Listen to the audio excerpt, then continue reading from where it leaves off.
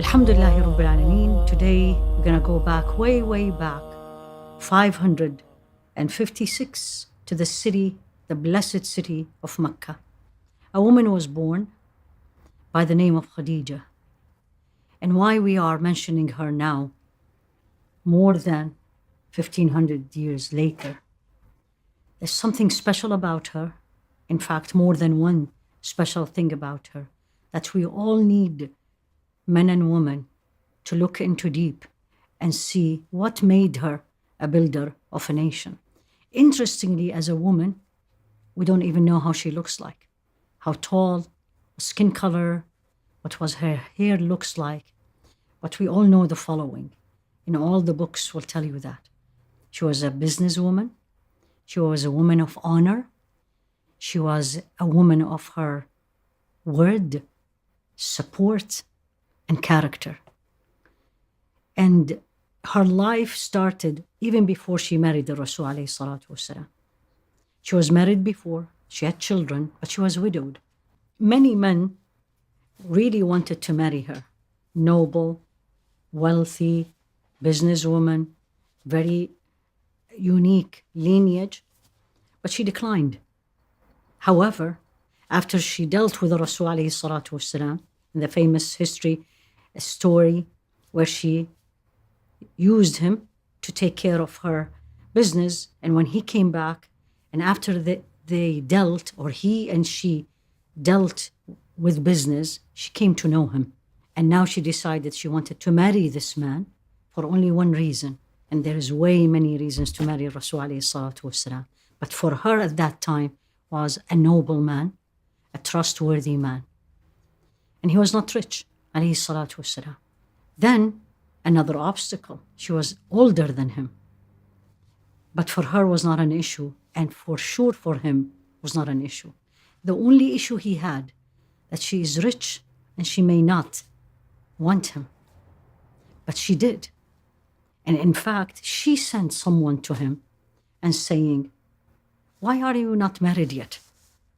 And honesty. And he said, "I just can't afford it." And she said, "How about if we'll get you someone who will not worry about the money or the cost, if you want to use the word?" And he said, "I have no problem with that. Who is she?"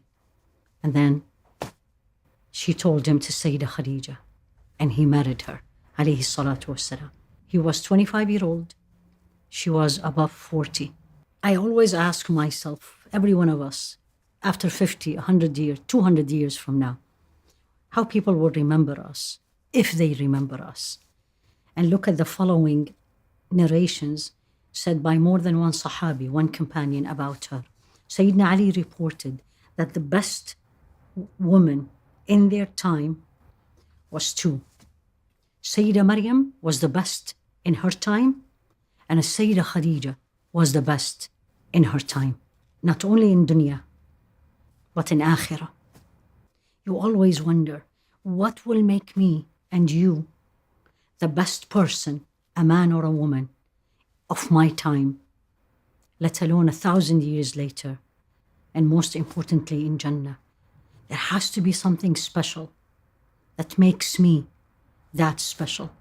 Now, not only the best person or the best woman of Jannah, but there's something unique about her that no other human being outside the prophets had that. And this is actually in Imam al-Bukhari. And Rasul alayhi salatu wasalam was at home, and Sayyidina Jibreel came to him. And he said to him, Sayyidah Khadija is going to come and bring you a container of food and drink. And when she brings that, feel this, tell her the following: Allah send his greetings, and I am sending you a greetings. And give her the glad tiding of a house in Jannah from reed, and she will not have any pain or sorrow in it. What did she do to have Allah send her a special greeting to her? So what made her so special that best woman in her time, best woman in Jannah, Allah sent her a greeting, Sayyidina Jibreel sent her a greeting? Let's take some highlights. And the first one is just a story very well known to everybody. But let's look into it deeper. So here you go. You're at your home. You come to your wife, and there's something really overwhelming you. And the response of the wife, or vice versa, the wife comes in and she really had something overwhelming her. And what's the response? So let's go to their house and let's see what was it. So he comes in after the famous story in the cave where Sayyidina Jibreel came to him and says, read. And then he responded, I can't read. And again, read. I can't read. Read. I can't read. And finally, he told him, Iqra bismi rabbika alladhi khalaq. Read by the name of your Lord who created. So he comes back to her, and you can imagine the feeling, the fear, the disbelief. And he comes to her, and he said, something strange happened to me. And he was literally shaking and says, cover me, cover me. And then he told her the story. Now remember, there hasn't been a prophet 40 years before our Rasul alayhi salatu wasalam. This is not something happens every day. What was her response? That's what made her so special. When he told her, I'm so worried about myself, she said, don't worry. Have the glad tidings. By Allah, Allah will never disgrace you. Why is that? What did she see from him? And she acknowledged it right away and used it in the moment. You keep good relation with the kins, family, regardless. You take good care of them and you're keen to keep it. This is important for a wife and a husband. 1. Number 2, you're always there when people need you, especially the needy.